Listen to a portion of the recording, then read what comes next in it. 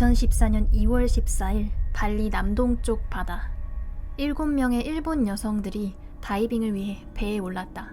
관광객 5명, 미야타, 야마모토, 토미타, 모리조노, 요시노베, 그리고 발리에 거주하며 강사로 활동하던 2사람, 타카하시, 후루카와. 이들은 모두 다이빙 경험이 최소 50회 이상인 숙련된 다이버들이었다. 그날 오전 일행은 크리스털 베이에서 첫 다이빙을 시작한다. 맑은 시야와 고요한 바닷속 풍경, 2번의 다이빙은 문제없이 마쳤다. 하지만 오후에 시작된 3번째 다이빙은 달랐다. 그들은 3번째 다이빙을 하기 전까지는 몰랐을 것이다. 이것이 죽음의 다이빙이 될 것이라고는. 장소는 누사 렘봉한 섬 북동쪽의 맹그로브 연안. 풍부한 해양 생물, 맑은 바닷물, 그리고 아름다운 암석들로 많은 다이버들이 이곳을 찾지만 동시에 이곳은 위험한 곳으로도 잘 알려져 있었다. 일단 지형이 복잡해 조류의 변화가 심한 곳이고, 거기다가 인도네시아의 주요 해류가 모이는 롬복 해협과 맞닿아 있어 갑작스럽게 조류가 발생하기 쉬운 곳이다. 그래서 다이버들 사이에서도 이곳은 문제 구역으로 불려왔다고 한다. 특히 이 지역에서는 수온이 급격히 달라지는 현상이 자주 일어난다. 이 말은 곧 따뜻한 표층수와 차갑고 밀도 높은 심층수가 만나는 지점에서 표층수가 갑자기 아래로 끌려 내려가는 하강 해류가 생길 수 있다는 것이다. 이럴 경우 다이버들은 자기도 모르는 사이에 깊은 바다로 빨려 들어가게 된다. 이 현상은 숙련된 전문가들조차 대처하기 어렵다. 그런 위험이 있는 곳임에도 5명의 일본인 다이버와 그들의 현지 강사 2명은 보트 선장을 고용하여 여러 다이빙 포인트를 돌아다니며 다이빙을 이어갔다. 배를 운전한 선장은 인도네시아 현지인으로 그들을 태우고 다니며 각종 다이빙 포인트를 안내했다. 그들이 출항했을 때 날씨는 고요했지만 불행하게도 그 상태는 오래가지 못했다. 그들이 3번째 다이빙을 시도한 오후 무렵, 처음엔 맑았던 하늘에 점점 먹구름이 밀려오기 시작했다. 바람의 강도 또한 점점 높아졌고 거칠어진 파도에 그들은 이상함을 느끼게 된다. 일행은 계획보다 일찍 다이빙을 마치고 수면 위로 올라갔지만 그들 주변에서 대기하고 있어야 할 배는 그 어디에도 보이지 않았다. 리더였던 후루카와는 선장에게 위급 상황을 알리기 위해 가지고 있던 신호탄을 발사했다. 그러나 어떠한 응답도 돌아오지 않았다. 그리고 그 순간 갑작스런 폭풍이 몰아치며 강한 하강 해류가 발생하고 만다. 다이버들은 눈 깜짝할 사이에 거대한 물살에 휩쓸리고 만다. 그 힘은 상상 이상이었다. 마치 세탁기 속에 던져진 듯 몸이 이리저리 휘둘리고 방향 감각조차 잃어버린다. 그들은 그 순간에 서로를 놓치지 않기 위해 필사적으로 서로를 붙잡았고, 그렇게 그들은 거센 파도에 떠밀려 사라지고 만다. 시간이 흘러 선장은 그들이 사라졌다는 것을 깨닫고 파도와 강풍 속에서 1시간 가까이 그들을 찾으려 애썼지만 이미 바닷물은 탁해져 시야가 전혀 확보되지 않았고, 결국 그는 인도네시아 해양경찰에 실종 사실을 보고한다. 사고 당시 바다 아래에 내던져진 7명은 살아남기 위해 사투를 벌이고 있었다. 영원처럼 느껴지는 시간을 버티고 마침내 물 밖으로 빠져나왔을 때 그들의 눈앞에 펼쳐진 것은 아무것도 없는 오로지 끝없는 바다였다. 그곳이 어딘지, 어디까지 밀려온 것인지 방향 감각은 없었고, 장시간 물속에 노출된 몸은 빠르게 차가워졌다. 다이빙 장비에만 의지한 채 끝없는 바다 위에 떠있는 상황. 시간이 지날수록 그들에게는 탈수와 저체온증, 그리고 극심한 피로가 찾아왔다. 그렇게 실종 하루 뒤인 토요일 아침, 그들은 여전히 바다 위에 떠있었다. 그때 그들의 시야 너머로 하나의 기적이 일어난다. 그들 멀리 보트 한 척이 지나가고 있었던 것이다. 강사 중 한 명인 후루카와는 보트의 구조 신호를 하기 위해 일행 무리를 떠나 보트 방향으로 힘껏 헤엄쳤다. 그러나 보트는 멀리 있던 그녀를 미처 발견하지 못했고, 그녀는 일행과 떨어진 채 강한 해류에 휩쓸려 일행과 합류하지 못하고 사라지게 된다. 남아있던 다이버들 또한 몰아친 강한 물살에 휩쓸려 다시 어디론가 이끌려가고 마는데, 그렇게 도착한 곳에는 다행스럽게도 큰 암석이 있었다. 그들은 서둘러 암석에 매달렸고 서로를 도와 한 명씩 위로 올라갔다. 하지만 그 과정에서 다카하시와 미야타가 미처 올라가지 못하고 파도에 휩쓸려 떠내려가고 만다. 처음에는 7명으로 시작했던 다이버들이 오직 4명만 남게 되었다. 그들은 그곳에서 떠밀려온 빈 플라스틱 병을 이용해 빗물을 모아 마셨고 파도에 밀려온 코코넛을 건져 수분을 보충했다. 그렇게 사흘 가까이 버티는 동안 육지에 있던 구조대는 밤낮을 가리지 않고 수색을 이어갔다. 현지 주민과 해경, 전문 다이버들까지 총동원됐고 일본에서 소식을 들은 다이버의 가족들이 급히 발리로 건너와 애타게 소식을 기다렸다. 그렇게 월요일 한 어부가 누사펜이다 해안 남쪽 만타 포인트 근처에서 암석 위에 있는 그들을 발견한다. 이곳은 사고 발생 지점에서 약 20km 떨어진 곳이었다. 그들을 발견한 어부 또한 거센 바람과 파도로 직접 다이버들을 구출하지는 못했고 곧바로 해양경찰에 신고를 하며 그곳의 정확한 위치를 전달했다.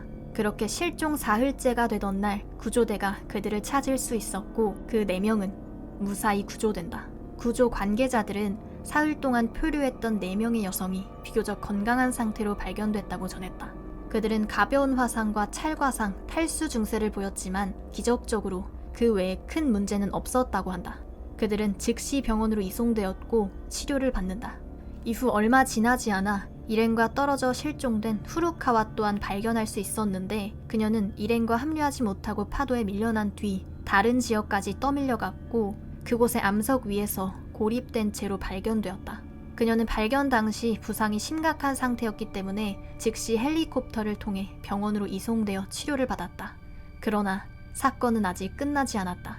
암석 부근에서 실종된 2명, 다카하시와 미야타의 행방은 아직 찾을 수 없었다. 구조된 5명은 나머지 2명이 무사히 돌아오기를 간절히 기도했지만 다음 날인 화요일 수영을 하던 현지인으로부터 항구에 시신을 발견했다는 신고를 받게 된다. 처음엔 시신의 상태가 심각해 신원 확인이 어려웠으나 손에 남아있던 결혼 반지를 통해 해당 시신이 미야타임이 밝혀졌다. 부검 결과 그녀는 발견된 시점에 3일 전에 이미 사망했을 것으로 추정되었다. 소식을 들은 모두는 충격에 빠졌다. 그리고 여전히 다카하시의 행방만큼은 알 수 없었다. 소식을 듣고 일본에서 발리로 건너온 다카하시의 어머니는 자신의 딸은 활동적이고 믿음직하며 스스로를 위험에 빠뜨릴 만한 일을 하지 않을 것이라는 말과 함께 그녀가 무사히 돌아올 것임을 믿는다는 말을 전하기도 했다. 그러나 어머니의 바람과 달리 거듭된 수색에도 그녀의 흔적을 찾을 수 없었다.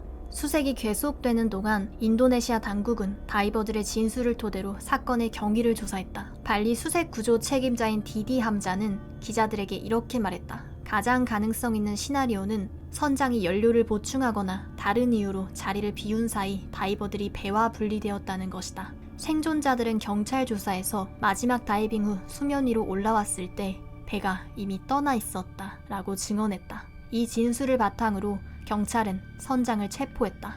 그의 과실이 최소 1명, 어쩌면 아직 발견되지 않은 다카하시까지 2명의 사망으로 이어졌다는 혐의였다. 그렇게 수색은 몇 주 동안 이어졌다. 그리고 사고 이후 한 달하고도 5일이 지난 3월 17일 동자바 말랑주의 한 어부가 훼손된 시신을 발견한다. 시신은 머리와 손발이 사라지고 심하게 부패한 상태였다.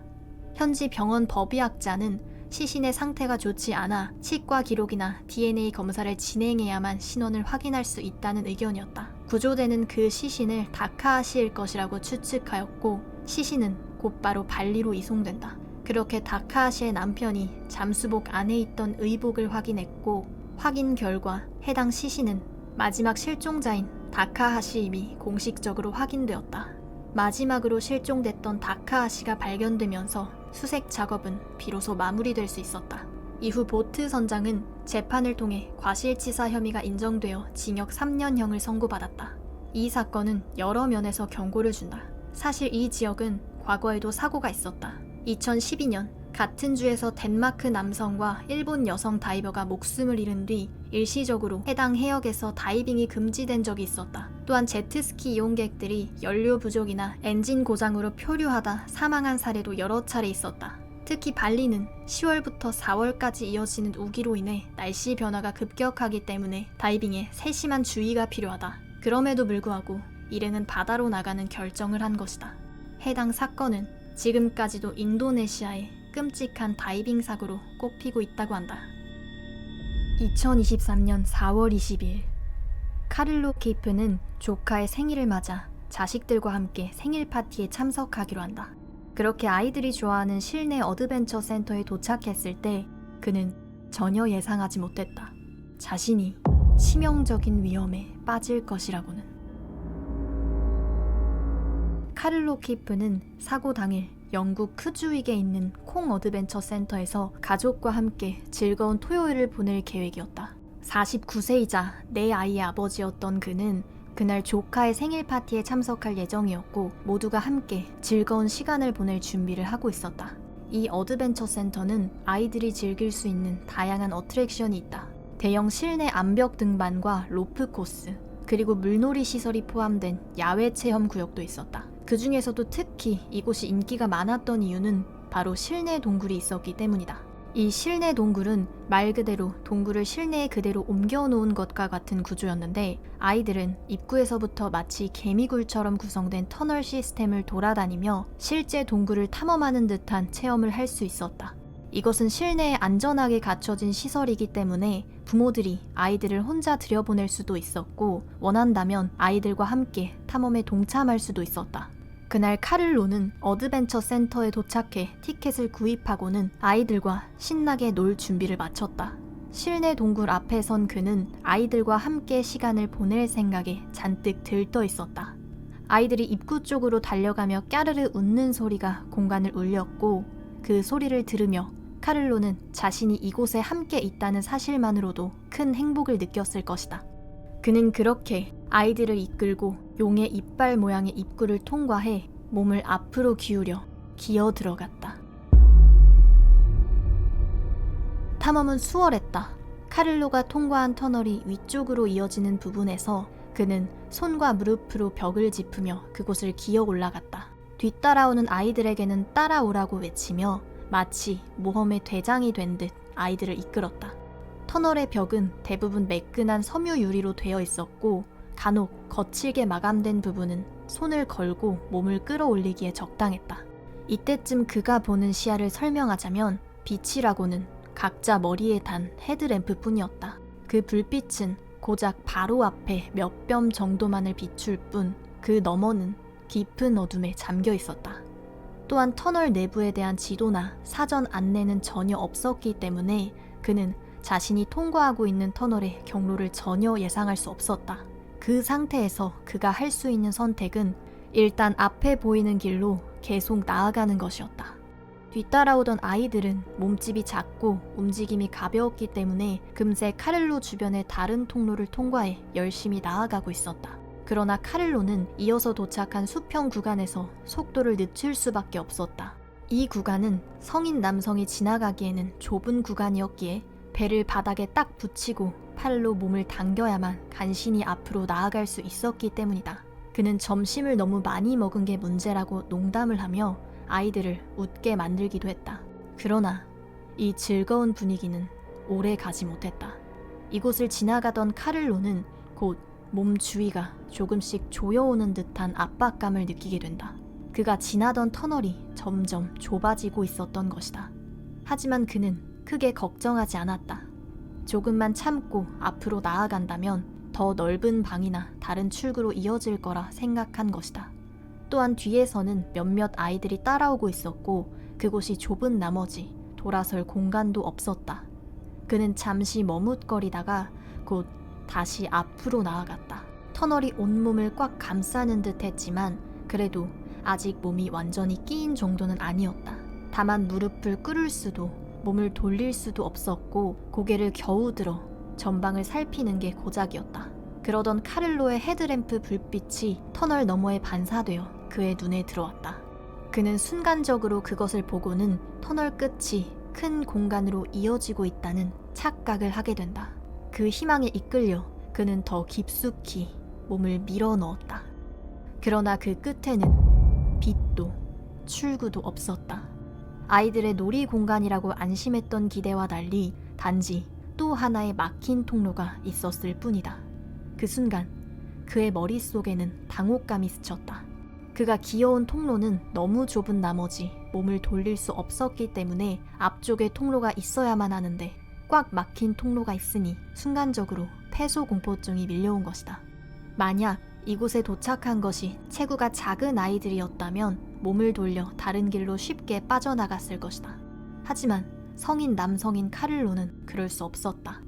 불안이 공포로 번지며 그는 결국 다른 방법을 찾기 시작한다. 앞에 있는 좁은 공간에 들어가 몸을 웅크린 뒤 반대 방향으로 몸을 돌려 나오기로 한 것이다.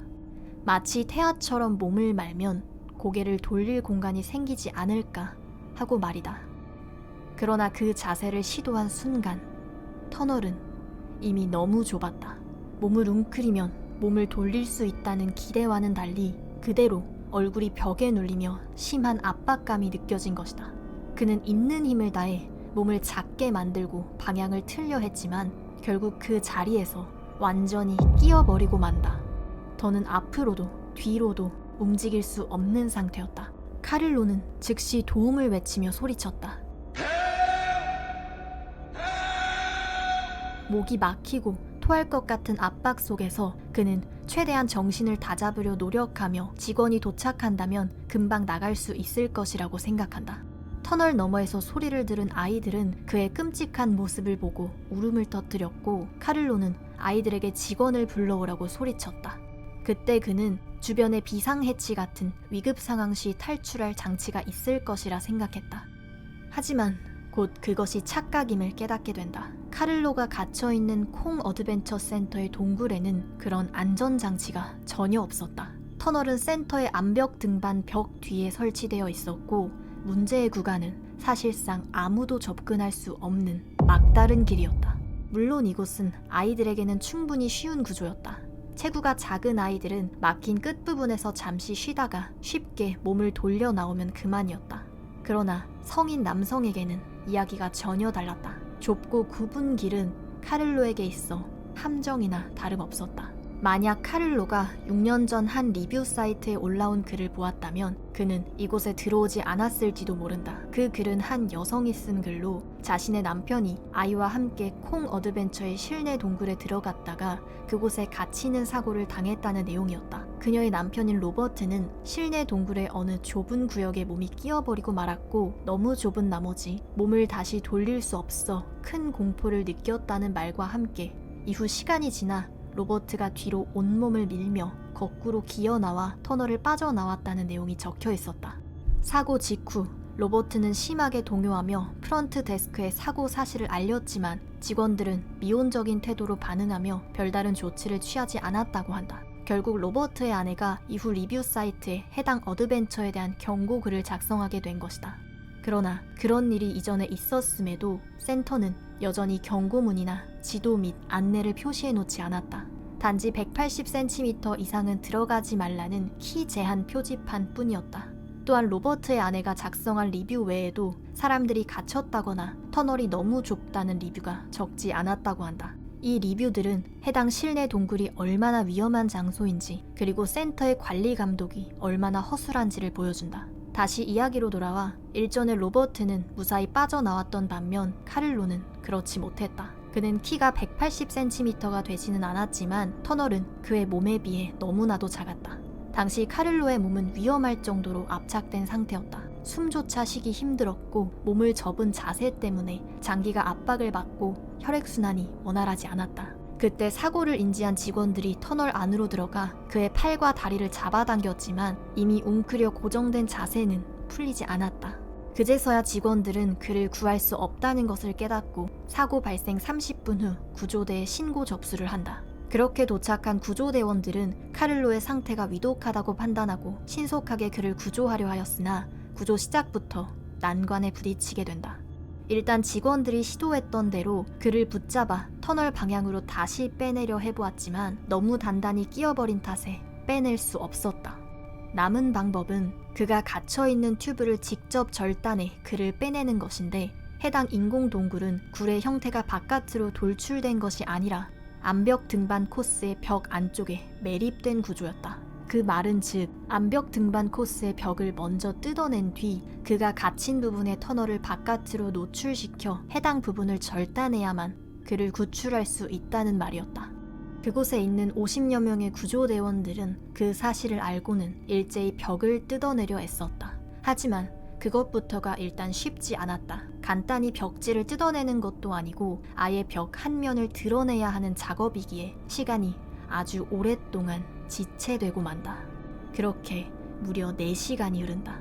그동안 카를로는 그 상태 그대로 방치된다. 그는 여전히 태아 자세를 한 채로 무릎이 얼굴을 압박하고 장기는 갈비뼈에 눌린 채 꼼짝도 할 수 없었다. 호흡은 점점 힘들어졌고 복부에는 끔찍한 통증이 느껴졌다. 그리고 곧 마치 온몸이 마비된 것만 같은 사지 마비 증상을 느끼게 된다. 그렇게 정신이 몽롱해지는 것을 느끼며 의식을 잃고 만다. 그렇게 4시간이 지난 뒤 구조대가 벽을 파괴하고 그가 갇힌 터널을 잘라내는 데 성공한다. 카를로는 즉시 병원으로 이송되었지만 상태가 아주 심각했다. 그때까지만 해도 가족들은 카를로가 무사히 회복될 것이라는 믿음이 있었다. 아이들도 함께 노는 시설에서 목숨을 잃는다는 것이 말도 안 된다는 생각이 들었을 것이다. 그러나 카를로는 병원에서 8일째가 되는 날 결국 버티지 못하고 사망하고 만다. 카를로는 터널에 갇혀있는 약 4시간 동안 몸이 심하게 압착된 탓에 혈액 공급이 끊겼고 그 탓에 장기가 다발적으로 손상되고 말았다. 그 과정에서 그는 전신 쇼크를 겪었고 그렇게 2023년 4월 30일 49세의 카를로 키프는 치명적인 부상 끝에 숨을 거두게 된다. 충격적인 건 이미 여러 차례 위험성이 지적됐던 인공동굴에 어떤 경고도 어떤 안전장치도 없었다는 사실이다. 그리고 그 부실한 관리가 결국 한 사람의 소중한 생명을 앗아간 것이다.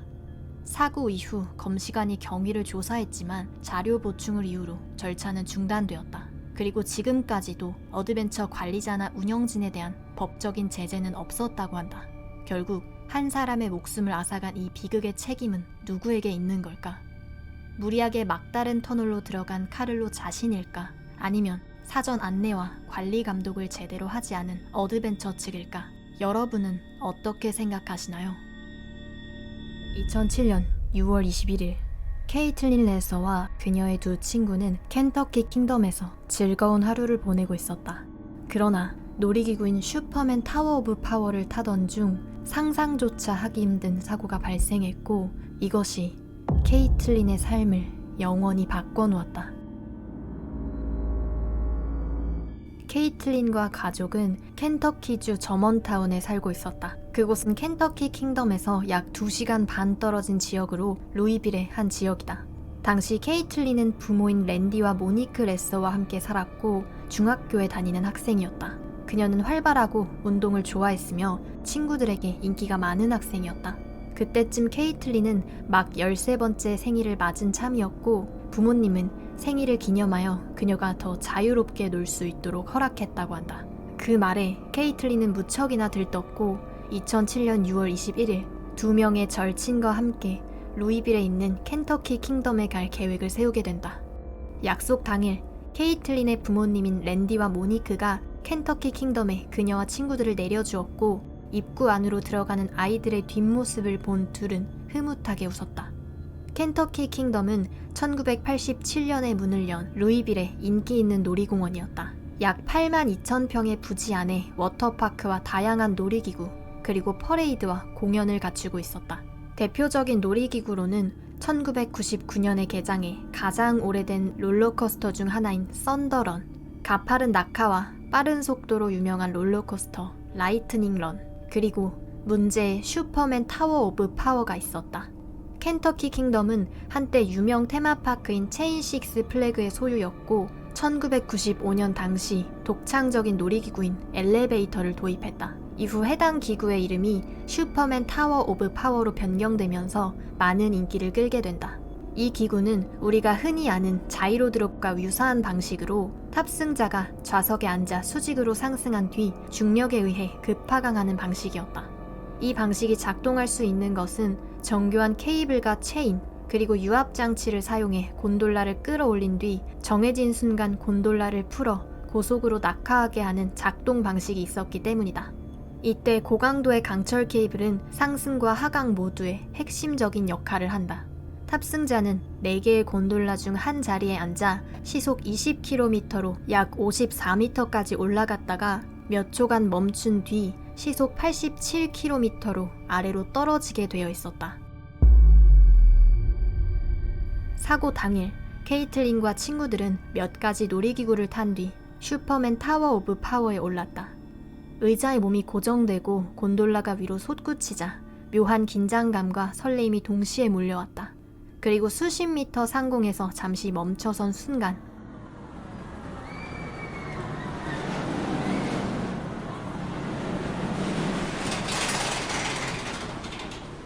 첫 탑승은 문제없이 끝났다. 그렇게 기구에서 내려와 다른 놀이기구를 타러 가기로 한 셋은 대기줄을 한번 살펴보곤 마음을 바꿨다. 당시 놀이기구의 대기줄이 짧았기 때문에 한 번 더 타보자고 한 명이 제안한 것이다. 그 말에 나머지 둘은 고개를 끄덕였고 그렇게 그들은 다시 한번 기구에 오르게 된다. 이미 한 번 탔었기 때문에 처음보다는 두렵지 않았다. 케이틀린은 옆에 탄 친구와 함께 까르르 웃으며 곤돌라가 정상까지 올라가기를 기다린다. 그렇게 정상에 가까워질 무렵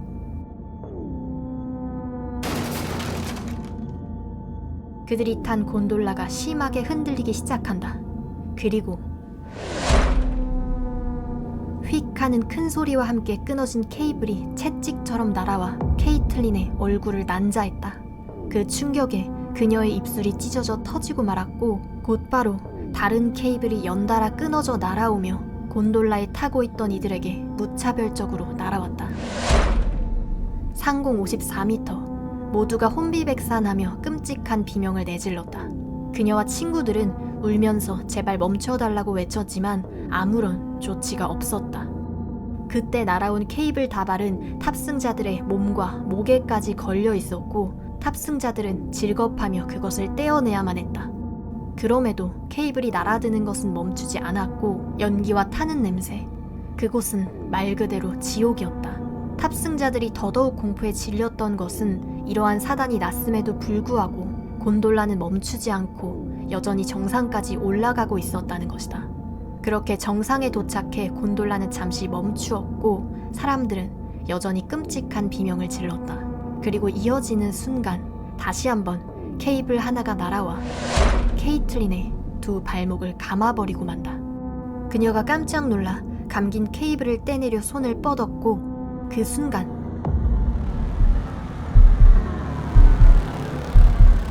곤돌라가 그대로 낙하한다.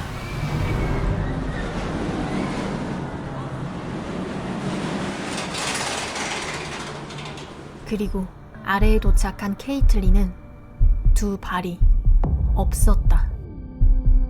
하강할 때 그녀의 발목에 감겨있던 케이블이 두 발을 완전히 절단해버린 것이다. 또한 왼쪽 대퇴골이 산산조각나 있었고 그녀의 상태는 아주 위급했다. 이후 구급대가 현장에 도착해 케이틀린을 병원으로 이송했고 그녀는 기적적으로 목숨을 건졌다. 이어지는 수술로 오른쪽 발을 겨우 다시 접합할 수 있었지만 왼쪽 발은 너무 손상이 심한 나머지 무릎 아래를 절단해야만 했다. 목격자들에 따르면 해당 기구의 관리자는 케이블이 끊어지는 소리를 듣고도 즉시 정지 버튼을 누르지 않았다고 한다. 그리고 끊어질 듯한 탑승객들의 비명 소리에 황급히 버튼을 눌렀지만 그때는 이미 하강 직전으로 너무 늦은 조치였다. 그날 이후 슈퍼맨 타워 오브 파워는 다시는 운영되지 않았고 2008년에 철거 수순을 밟는다. 어떻게 이런 일이 벌어질 수 있었던 걸까? 조사 결과 사고 원인은 단순히 케이블의 컨디션 불량이나 노후 때문이 아니었다. 놀이공원 측에서 매일 해야 할 유관 점검과 직접 점검이 전혀 이루어지지 않았고 케이블에 윤활제를 발라야 하는 관리 또한 소홀했다. 정기 관리만 제대로 이루어졌다면 충분히 예방할 수 있었다는 이야기다. 사고 후 놀이공원은 관리 감독의 의무를 다하지 못한 것이 인정되어 11,000달러, 하나로 1,500만 원의 벌금이 부과되었다. 또한 켄터키주 의회는 고등학생이 놀이기구를 조작하지 못하도록 하는 법을 제정했다. 사고 당시 해당 놀이기구를 조작한 관리자가 고작 18살이었기 때문이다. 해당 사건 직후 미국 전역의 놀이공원에서 안전점검을 즉시 실시하였다고 한다. 또한 케이틀린의 가족은 켄터키 킹덤을 상대로 소송을 제기했고 평생 치료비와 더불어 금전적 지원을 제공하는 합의가 이루어졌다. 여담으로 켄터키 킹덤 측은 놀이기구를 제작한 회사를 상대로 소송을 걸었지만 패소하였다고 한다. 사고 발생 5개월 후 케이틀린의 부모님은 딸이 극심한 고통과 역경을 이겨내려는 모습을 지켜보는 것은 우리 삶에서 가장 힘든 시간이었다 라고 인터뷰하기도 했다. 수차례의 수술과 재활 끝에 케이틀린은 의족으로 다시 걷기 시작했다. 놀랍게도 케이틀린의 오른발은 운동 기능과 감각을 회복해 현재는 정상적으로 사용할 수 있다고 한다. 이후 그녀는 워싱턴 DC 국회의사당에서 열린 기자회견에 초대되어 발언하게 된다. 이는 연방 차원에서 놀이공원의 기구 안전을 감독하도록 하는 법안을 지지하기 위한 자리였다. 이 법안은 당시 연방 정부가 이동식 놀이기구만을 감독할 수 있고 고정식 놀이공원 기구는 관리할 수 없는 규제 사각지대를 없애려는 취지에서 발의된 것이었다. 케이틀린은 이 자리에서 만약 제가 죽었다면 이 일은 그냥 지나갔을 겁니다. 하지만 저는 살아있고 싸웠고 여기 있습니다. 이제 안전을 바꾸기 위해 나설 차례입니다. 라고 말하며 자신의 사고가 헛되지 않도록 제도적 개선이 필요함을 강조했다. 사고 이후 그녀의 삶이 송두리째 흔들렸을지언정 케이틀린은 역경을 이겨낸 놀라운 소녀로 남았으며 이후 언론에 자주 등장하지 않고 조용한 삶을 이어가고 있다고 한다. 2001년 9월 11일 이날은 미국 역사상 가장 충격적인 날로 기억된다. 바로 모두가 아는 9.11 참사가 일어난 순간이었다. 지금도 많은 미국 사람들은 그날 뉴스를 보던 순간을 또렷하게 기억한다고 한다. 자신이 어디에 있었고 무엇을 하고 있었는지 생생히 떠올린다. 그날 모든 방송이 순식간에 중단되고 긴급 속보가 흘러나왔다.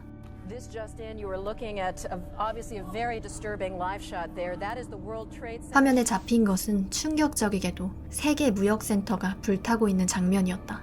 누군가는 그날을 이렇게 말한다. 9.11 테러는 하나의 재난이 아니라 수천 개의 공포가 동시에 일어난 사건이라고.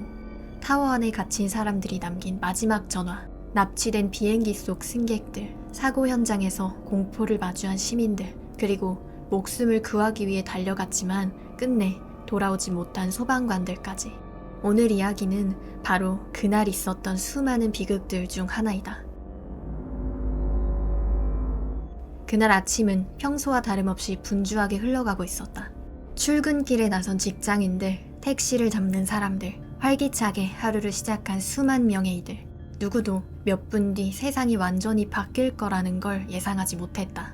오전 8시 46분, 하늘을 가르며 돌진해온 여객기 한 대가 북쪽 타워에 그대로 충돌한다.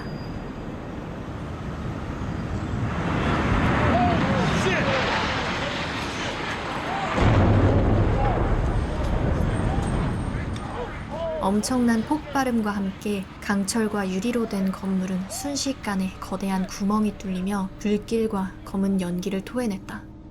눈앞에서 벌어진 현실을 목격한 사람들은 얼어붙었다. 직접 보지 못한 이들은 단지 폭발음이 났다는 사실만 알 뿐 무엇이 건물을 불태우고 있는지 이해하지 못한 채 혼란에 빠졌다. 처음엔 모두가 단순한 사고라고 생각했다. 기체의 결함일 수도 있고 조종사의 실수일 수도 있다고. 하지만 단 15분 뒤 그 모든 추측은 산산조각났다. 오전 9시 3분 전 세계가 지켜보는 생중계 화면 속에서 또 다른 여객기 한 대가 남쪽 타워로 돌진한다. 그렇게 믿을 수 없는 폭발이 다시 한번 뉴욕의 하늘을 갈랐다.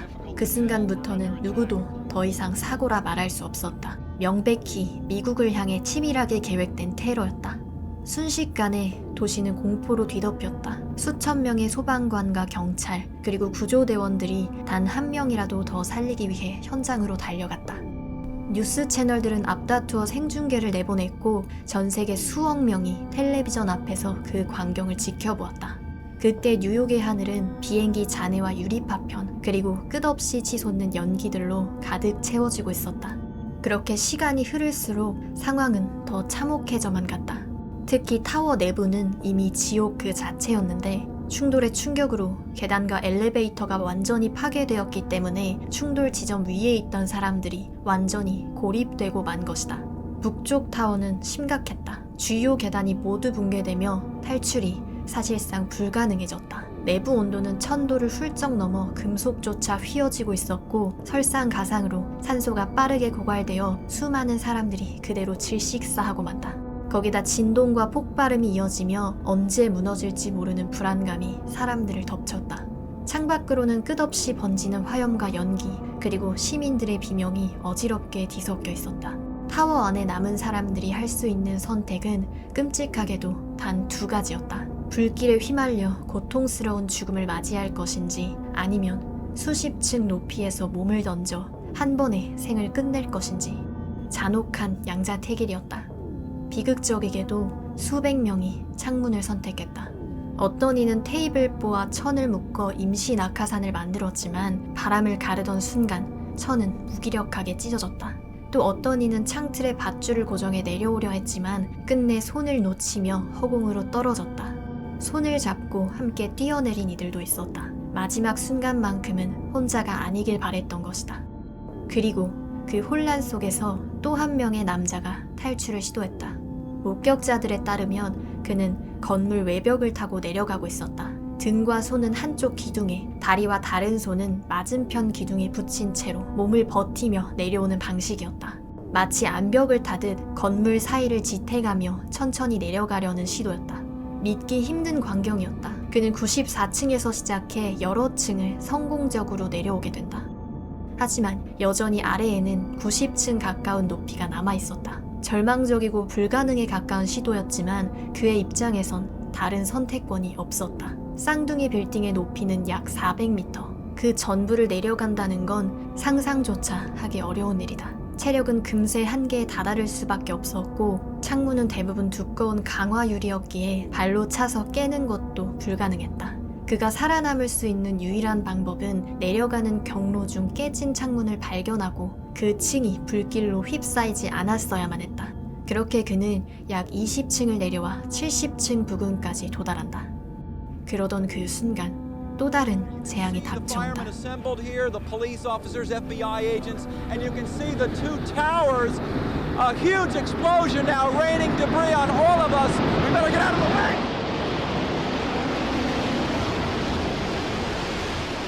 엄청난 굉음과 함께 남쪽 타워가 붕괴하기 시작한 것이다. 그렇게 거대한 먼지 구름이 도시를 집어삼켰다. 그리고 먼지가 가라앉았을 때 그는 더 이상 보이지 않았다. 그의 운명은 그렇게 미스테리로 남았다. 많은 이들은 말한다. 남쪽 타워가 붕괴되는 충격이 북쪽 타워까지 전달되면서 결국 그가 손을 놓고 추락했을 거라고. 그날 비슷한 시도를 한 사람들이 몇 있었지만 살아남았다는 기록은 단 하나도 없었다. 한동안 그의 정체는 알려지지 않았다. 하지만 조사 끝에 약간의 단서를 발견하게 된다. 그가 사용한 방식은 암벽 등반에서 쓰이는 특수한 기술로 몸을 양쪽 벽에 고정한 채 오르내리는 방식이었다. 그리고 희생자 중에는 프랭크 베넷 라이먼즈라는 열렬한 암벽 등반가가 있었다. 만약 누군가 수십 층을 실제로 내려올 수 있었다면 아마도 그건 프랭크였을 거라는 추측이 있다. 그는 암벽 등반 자세로 수많은 층을 실제로 내려왔다. 그런 그를 끝내 무너뜨린 건 남쪽 타워의 붕괴였다. 이 끔찍한 참사로 인해 약 3,000명의 무고한 사람들이 목숨을 잃었고 이들 중 약 400명은 현장 수습을 위해 출동된 소방관들이었다고 한다. 그리고 무역센터에서 목숨을 잃은 약 2,600여 명. 그날 그곳에 있던 사람들은 모두 평범하게 직장에 출근했을 뿐이었다. 만약 누군가가 그들에게 오늘이 당신의 마지막 날이라고 말한다면 그들은 웃어 넘겼을 것이다. 일어날 수도 일어나지도 않을 말도 안 되는 일이었기 때문이다. 그러나 그날은 결코 일어나선 안 될 일이 현실이 되어버린 순간이었다. 도시는 무너졌고 수많은 가정이 산산조각 났으며 남겨진 이들의 마음에는 지울 수 없는 상처가 새겨졌다. 그 참사는 단순한 사고가 아니었다. 우리 모두가 잊지 말아야 할 인간의 역사에 남은 깊은 비극이었다. 2013년 1월 10일 오후 10시 집에서 TV를 보고 있던 제클린은 점점 화가 나기 시작했다. 바로 자신의 아들 캔드릭이 통금 시간인 10시에 가까워지는데도 연락 한 통 없이 집에 돌아오지 않았기 때문이다. 그녀는 일단 아들에게 언제 오는지 묻는 문자 메시지를 남긴다. 하지만 여전히 답은 없었다. 그녀는 아들이 돌아오면 혼을 낼 생각을 하며 켄드릭을 기다린다. 하지만 30분이 지나고 1시간이 지나도 여전히 아들에게서는 아무런 연락이 없었다. 그녀는 그때쯤부터는 점점 걱정되기 시작했다. 곧바로 아들의 행방을 묻기 위해 여기저기 전화를 돌렸지만 켄드릭과 친한 친구들은 하나같이 그와 함께 있지 않다라고 대답했다. 누구의 집에도 켄드릭은 없었고 심지어는 4교시 수업에 참가하지 않아 친구들도 이상하다고 느꼈다는 말을 전해 듣는다. 깜짝 놀란 그녀는 직접 학교로 차를 몰아 주차장에 도착한다. 그리고 그곳에서 한 청소 직원을 만났고 그로부터 학교는 몇 시간 전부터 텅 비어 있었다는 말을 듣게 된다. 그때 시간은 이미 밤 12시 30분이었고 제클린은 곧바로 경찰에 실종 신고를 한다. 경찰은 인근 병원에 교통사고 기록이 있는지 조사하며 그날 무언가 수상한 일이 있었는지 알아보게 된다. 하지만 켄드릭으로 추정되는 교통사고 기록은 전혀 없었다. 또한 같은 고등학교에 다니는 아이들 또한 점심시간 이후로 켄드릭을 본 사람은 없었고 방과 후 어디에서도 목격되지 않았다. 그렇게 밤새 고통스러운 시간을 보내며 제클린은 아들에게 무슨 일이 생겼을지 온갖 끔찍한 상상을 하며 괴로워했다. 다음날 아침 경찰은 학교 기록을 확인하여 그가 언제 학교를 나갔는지 확인해본다. 출석 기록에 따르면 그는 오전 수업에는 참석했지만 오후 수업은 전혀 들어가지 않았다. 경찰은 켄드릭이 어디로 갔을지, 혼자 있고 싶어 하는 장소가 있는지 또는 어떤 다른 친구를 만났는지 추적하기로 한다. 하지만 제클린의 말에 따르면 켄드릭은 가족에게 연락도 없이 가출할 만한 아이가 아니었다. 분명 무언가 잘못된 일이 일어난 것이었다. 그렇게 켄드릭 실종 다음 날 오전 10시 30분 학생들은 다음 교시 수업에 들어가기 시작했다. 이 중에는 체육관에서 진행되는 체육 수업도 있었다. 여러 명의 학생들이 종이 울리기 전까지 관중석에 모여 잡담을 했다. 그들 바로 옆에는 여러 개의 대형 체육 매트가 세워져 있었다. 몇몇의 아이들에게는 이곳이 눈에 덜 띄면서 더 편한 공간으로 여겨졌기 때문에 매트 위에 앉아 시간을 보내는 일이 종종 있었다. 때문에 매트 위에는 사탕 포장지나 음료수 캔 같은 것들이 함께 널브러져 있었다. 그날도 항상 그랬던 것처럼 2명의 아이가 그곳에 앉기 위해 매트 위로 올라갔다. 둘은 편한 자리를 찾기 위해 그 위를 무릎 걸음으로 기어갔다. 그리고 믿기 힘든 장면을 목격하고 만다. 매트 안쪽에서 양말을 신은 2 발이 보였던 것이다.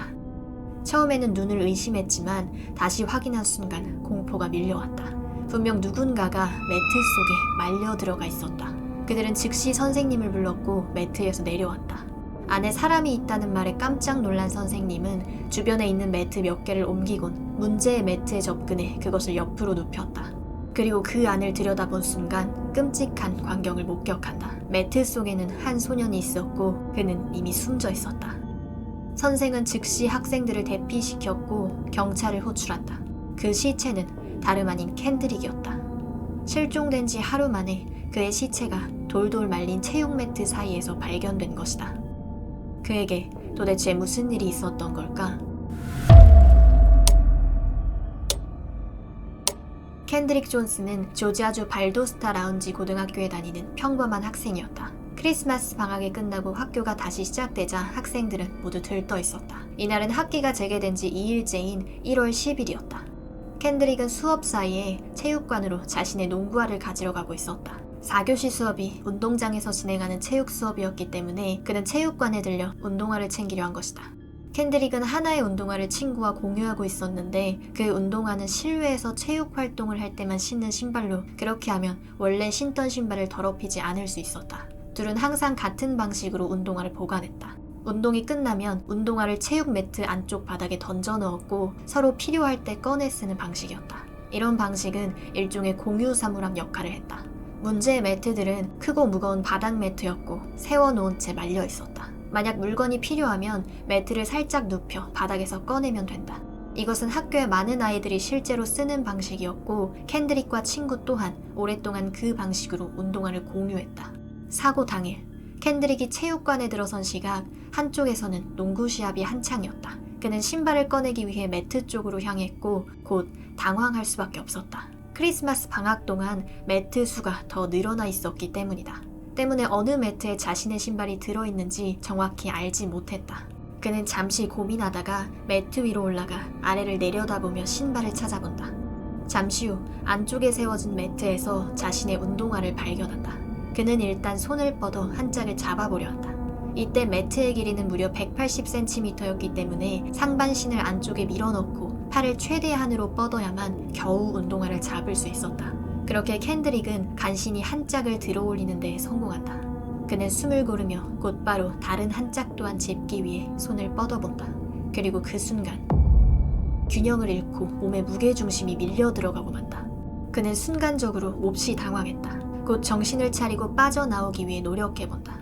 하지만 구멍의 크기는 약 35cm, 몸은 한껏 움츠려져 있었고 한쪽 팔은 머리 위로, 나머지 한쪽 팔은 아래를 향한 채로 온몸이 잔뜩 눌려 팔을 움직일 수도 다리를 굽혀 힘을 줄 수도 없었다. 등 뒤로 식은땀이 흘렀다. 그래도 아직 희망은 있었다.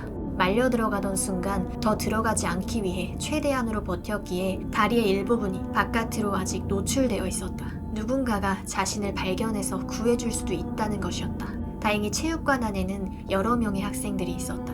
켄드릭은 있는 힘을 다해 목청껏 도와달라고 소리친다. 하지만 켄드릭을 둘러싼 매트들이 일종의 방음 역할을 하게 되며 그의 목소리는 묻히고 만다. 더불어 체육관의 아이들은 큰 소리로 농구 경기를 진행하고 있었다.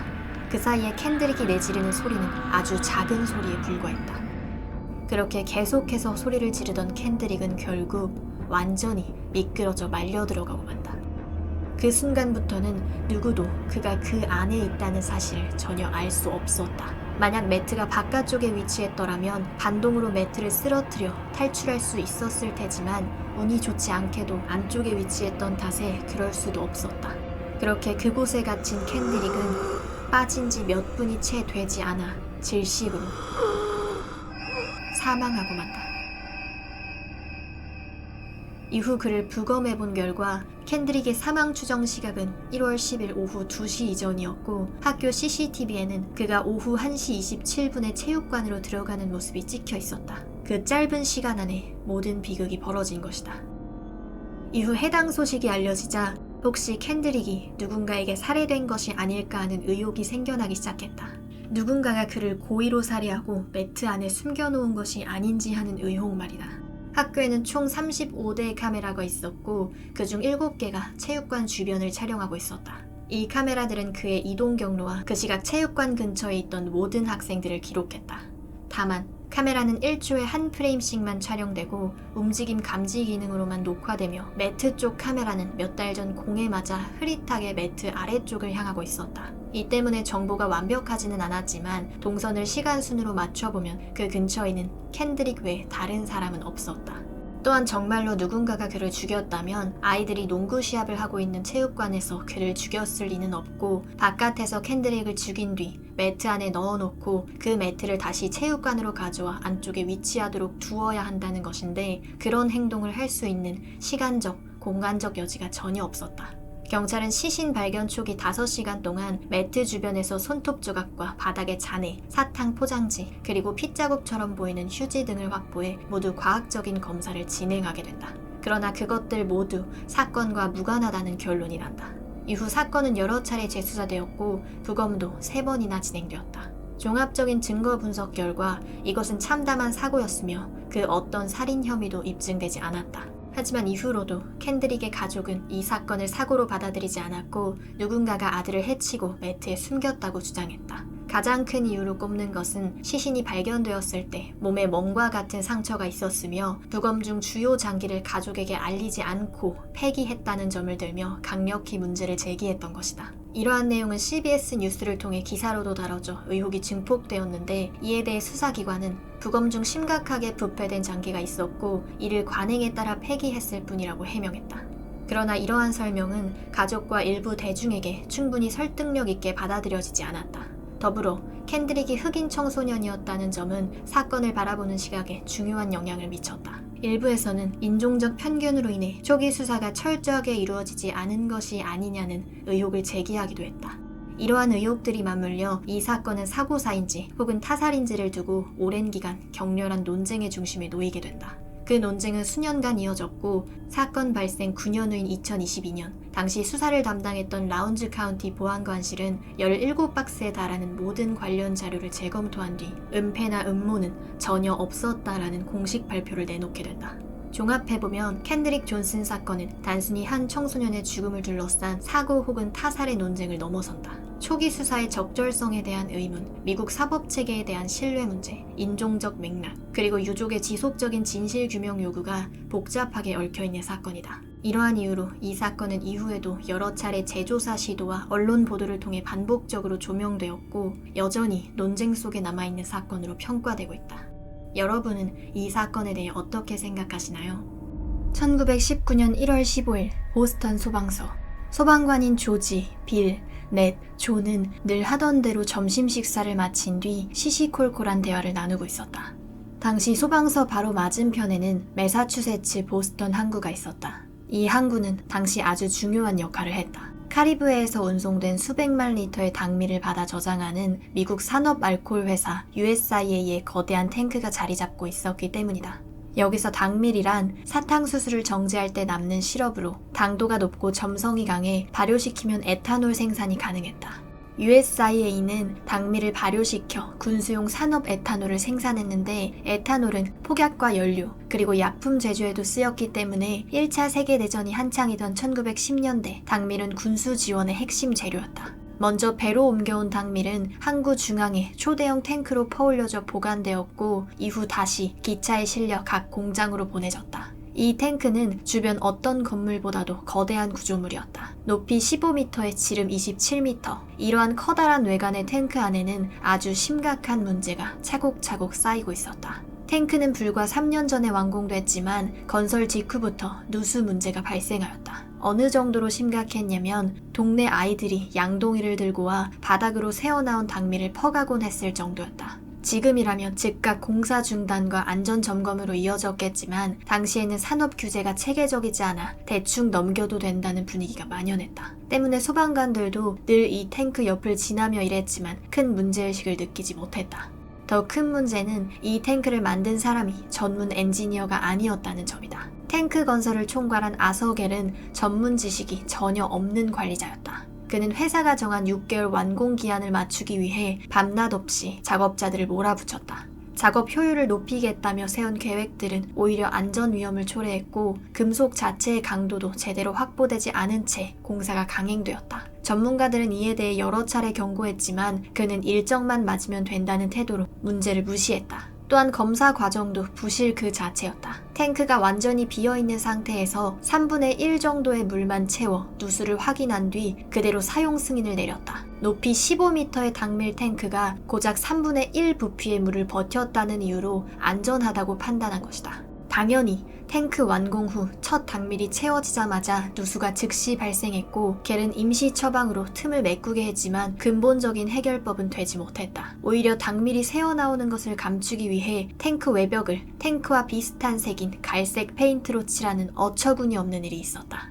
USIA 직원들은 이상한 진동과 지속적인 누수, 위험한 유지보수 방식 등을 반복적으로 회사에 보고했지만 회사는 이를 모두 묵살했다. 더 나아가 보고를 올린 직원을 해고하는 등 문제를 덮어두려는 태도를 고수했다. 이러한 분위기 속에서 직원들은 말해도 소용없다는 체념이 깊어졌고 위험 신호를 보면서도 결국 침묵하게 된다. 그렇게 탱크는 몇 년 동안 무리하게 운영되었고 결국 1919년 1월 15일 그동안 덮어두었던 모든 문제가 한순간에 폭발하고 만다. 전날인 14일까지는 영하권의 추운 날씨가 지속되었기 때문에 탱크 안 당밀은 흐르지 않을 정도로 굳어 있었다. 그러나 1월 15일 이날의 낮 기온은 약 4도까지 오르며 상대적으로 따뜻한 날이 된다. 때문에 굳어있던 당밀이 빠르게 녹아 탱크 안에서 흐르기 시작했고 내부에서는 발효와 압력 상승이 동시에 일어나고 있었다. 그날 평소처럼 출근한 직원들은 지금까지 탱크에서 나던 금속성 소리와는 전혀 다른 깊고 울리는 장력이 끊어지는 듯한 소리를 듣는다. 누구도 말은 하지 않았지만 무언가 잘못되고 있음을 직감했다. 불행히도 직원들의 그 직감은 틀리지 않았다. 가열된 당밀의 팽창과 발효가스로 인해 탱크 내부 압력이 급격하게 치솟고 있었던 것이다. 오후 12시 30분 소방서에 있던 조지가 창밖을 바라보다가 이상한 것을 발견한다. 멀리에서부터 검고 투명한 무언가가 굽이치며 다가오고 있었다. 그리고 이어지는 순간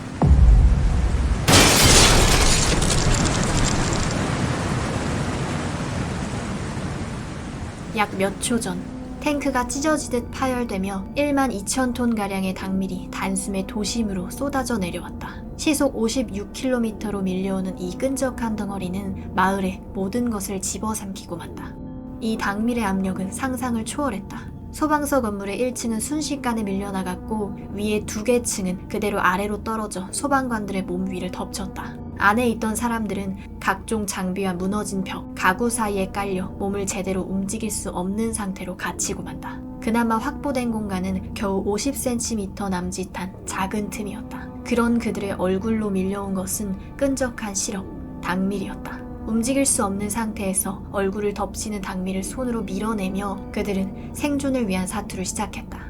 넷과 빌은 무너진 벽과 가까운 위치에 있었는데 사이로 나 있는 작은 틈을 발견하고는 필사적으로 그곳을 발로 차며 당밀이 빠져나갈 통로를 만들기 시작했고, 그렇게 벽이 조금씩 벌어지자 그 틈으로 당밀이 흘러내리며 얼굴 바로 앞까지 치솟던 수위가 멈추었다. 그러나 존과 조지의 상황은 훨씬 심각했다. 두 사람은 더 큰 잔해에 깔려 몸을 거의 움직일 수 없었고 얼굴은 당밀에 닿을 듯 말 듯하게 점점 가까워지고 있었다. 존의 몸은 무너진 잔해에 짓눌려 있었고 조지는 단지 몇 센티미터 정도 얼굴을 들어 올리는 것이 전부였다. 숨을 들이쉴 때마다 코까지 차오르는 당밀을 손으로 닦아내야 했고 그의 비명은 점점 흐려져 갔다. 건물 밖은 더 참혹한 상황이었다.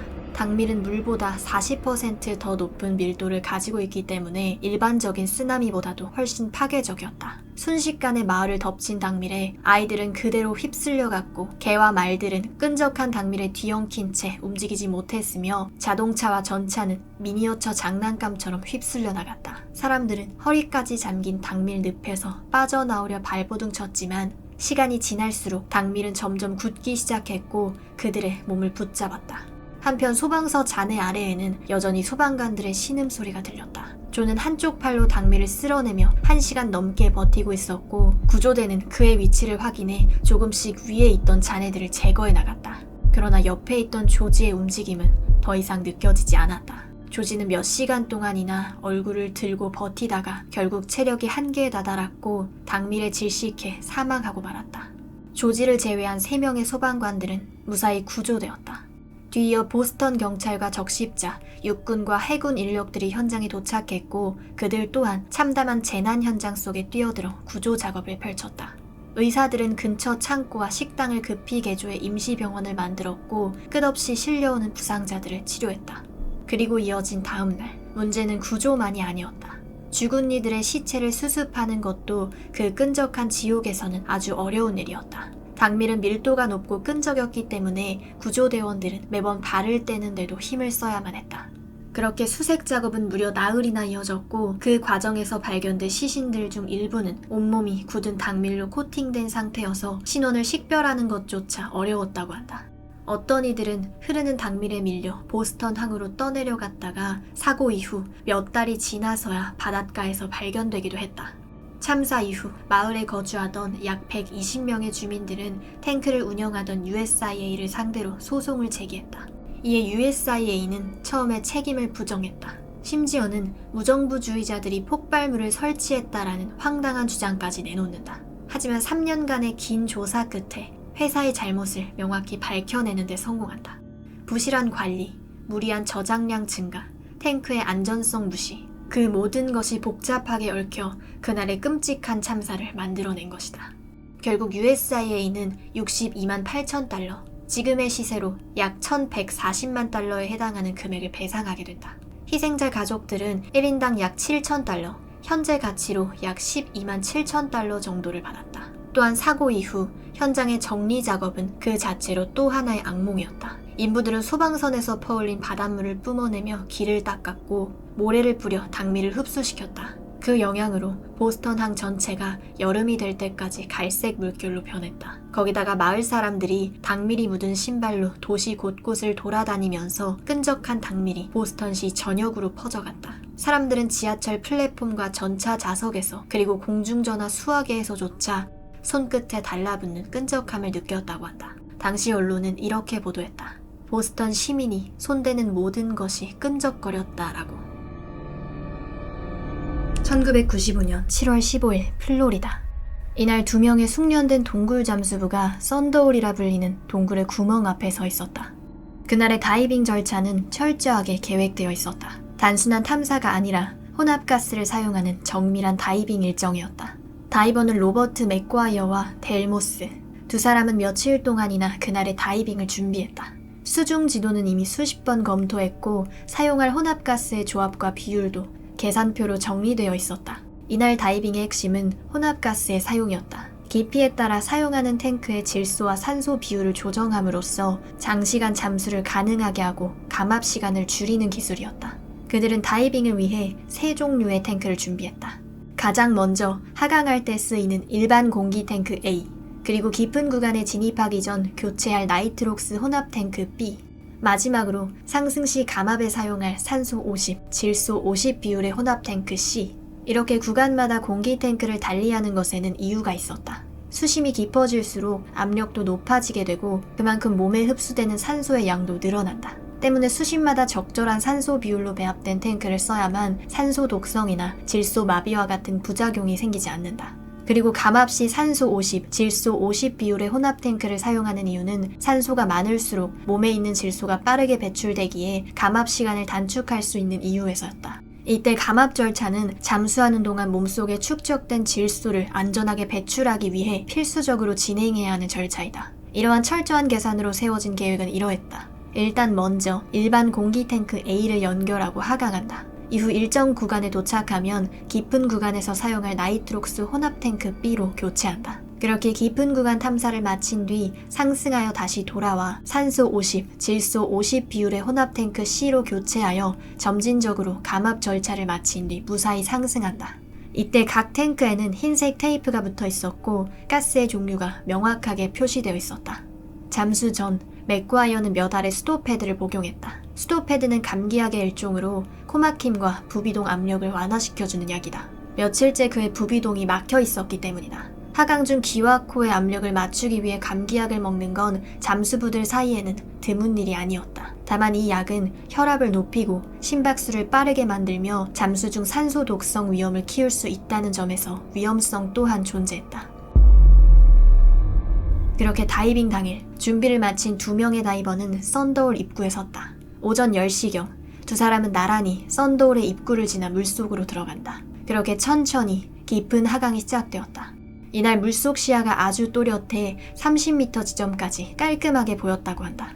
곧바로 그들은 순탄하게 21m 지점에 도착해 정지했다. 그들이 그곳에서 멈춘 이유는 탱크를 교체하기 위함이었다. 더 깊은 수심으로 내려갈 계획이었기에 원래 사용하던 탱크를 분리하고 B 탱크로 교체해야만 했다. 모스는 계획했던 대로 무사히 탱크 교체를 마친다. 그리고 기존에 사용하던 A 탱크와 상승 시 감압에 사용할 C 탱크는 바닥에 고정시켜준다. 모든 것이 계획대로였다. 그러나 여기서 맥과이어는 치명적인 실수를 하고 만다. 원래라면 모스가 했던 대로 A 탱크를 분리하고 B 탱크로 교체해야만 했는데 탱크를 착각하고 C 탱크로 교체해버리고 만 것이다. 앞서 말했듯 C 탱크는 산소 50과 질소 50 비율로 배합된 혼합 탱크였다. 그리고 이 한 번의 실수는 치명적인 결과를 낳게 된다. 맥과이어는 C 탱크를 연결한 채 그대로 더 깊은 지점으로 하강했다. 이때 옆에서 함께 하강 중이던 모스는 동료의 탱크 교체 절차를 의심하지 않았다. 다이빙에서 각자의 공기 탱크 관리와 교체는 철저히 개인의 책임이다. 동료는 비상 상황이 아니면 간섭하지 않는다는 이야기다. 따라서 모스는 동료가 잘못된 혼합가스를 들이마시고 있다는 사실을 전혀 몰랐다. 그렇게 하강은 계속된다. 수압이 높아질수록 그들이 입고 있는 다이빙 슈트는 몸을 압박했고 탱크 속 기체 또한 점점 압축되었다. 약 43m 지점, 그들은 계획된 최대 높이에 도달했다. 그곳은 오래전 지하강이 깎아낸 터널로 자연이 만든 거대한 통로였다. 그곳의 수온은 낮았고 압력은 해수면의 5배를 넘어갔다. 그때까지 맥과이어의 호흡은 정상적으로 작동했다. 때문에 겉으로 보기엔 아무런 문제가 없어 보였다. 그러나 그가 들이마시고 있는 혼합 기체 속에는 치명적인 함정이 있었다. 50%의 산소, 얕은 곳에서는 큰 문제가 되지 않지만 깊은 곳에선 그 자체로 독이 된다. 수심이 깊을수록 압력이 높아져 반드시 산소 비율이 낮은 탱크를 써야만 했는데 50%의 산소는 그를 산소 독성에 노출되게 했다. 산소 독성이란 말 그대로 산소가 신경계를 과자극해서 경련이나 의식상실을 일으키는 위험한 상태를 말한다. 심하면 물속에서 몸이 굳어버리거나 발작을 일으켜 그대로 익사로 이어진다. 게다가 이러한 증상은 전조 없이 찾아오며 단 몇 초 만에 의식을 잃게 만든다. 그렇게 두 사람은 그 기피에서 약 15분간 머물렀다. 그들은 무엇이 잘못된지도 모른 채 모든 게 정상이라 생각했다. 그때 맥과이어의 폐로는 치명적인 양의 산소가 계속해서 주입되고 있었다.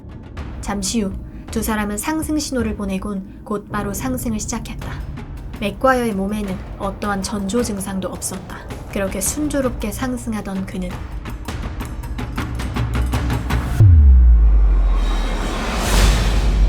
몸이 완전히 경직되어 버린다. 그는 갑자기 미친 듯이 몸을 떨며 이상 증세를 보였다. 그대로 입에서 호흡기가 빠져나가며 거품이 터져 나왔다. 그의 몸은 단 몇 초 만에 통제 불능 상태가 되고 만다. 산소 중독으로 인한 전신 발작이었다. 모스는 즉시 반응했다. 불빛을 비추자 동료의 몸이 격렬하게 뒤틀리고 있었다. 깜짝 놀란 그는 맥과이어에게 다가가 그를 붙잡았고 호흡기를 다시 물리려 시도했다. 하지만 경련 중인 맥과이어의 턱은 단단히 닫혀 있었다. 모스는 그의 입을 강제로 벌리려 계속해서 시도했지만 무지막지한 힘으로 닫힌 입은 열리지 않았고 물은 계속해서 그의 폐로 흘러들어갔다. 동료가 자신의 눈앞에서 온몸을 경련하고 있는 모습을 본 모스는 자신 또한 패닉이 올 것 같은 기분이었다. 그렇게 1분도 되지 않아 경련은 점점 약해졌다. 이내 맥과이어의 몸은 이완되며 그대로 움직임을 멈췄다. 그렇게 그는 그곳에서 사망하고 만다. 모스는 그 순간 큰 충격에 휩싸였지만 냉정을 유지해야만 했다. 그들은 둘이서만 다이빙을 하고 있었기에 다른 누군가에게 도움을 받을 수도 요청할 수도 없었다. 또한 아무리 비상 상황이라고 해도 서둘러 상승하는 건 말 그대로 자살 행위였다. 감압 절차를 무시하면 자신도 감압병으로 사망할 수 있었기 때문이다. 모스는 일단 맥과이어의 시신이 휩쓸려가지 않도록 동굴 벽에 고정시키고 그 옆에서 예정된 감압 절차를 끝까지 수행한다. 그 감압 시간은 그에게 끝없는 고통의 시간이었다. 아무리 감압 절차가 단축되었다고 해도 그 시간이 결코 짧지 않았고 죽은 동료의 시체 옆에서 감압 절차를 진행하는 것은 아주 끔찍한 일이었다. 마침내 수면 위로 올라왔을 때 그의 정신은 한마디로 붕괴되어 있었다. 자신의 동료가 눈앞에서 경련하며 죽어간 것, 그리고 시체 옆에서 감압 절차를 진행해야 했던 것, 그 모든 상황이 그의 정신을 무너뜨리기에 충분했다. 그는 이후 경찰과 동굴 커뮤니티에 구조 요청을 보냈고 사건 발생 4일 뒤 로저 워너라는 동굴 다이빙 전문가의 도움으로 맥과이어의 시신을 인양하는 데 성공한다. 그렇게 7월 19일 그의 시신은 플로리다의 개인지빌로 이송되어 그곳에서 추모식이 진행되었다. 이러한 탱크 교체 실수로 사고가 벌어진 건 아주 드문 일이 아니다. 이 사고 이후 바로 다음 해인 1996년 호주에서 산소 농도가 잘못 표시된 혼합 탱크를 47m 깊이에서 사용하다가 사망한 사건이 있었고, 또한 2008년 멕시코에선 예상보다 많은 산소가 주입된 탱크를 사용하다가 사망한 사례도 있었다.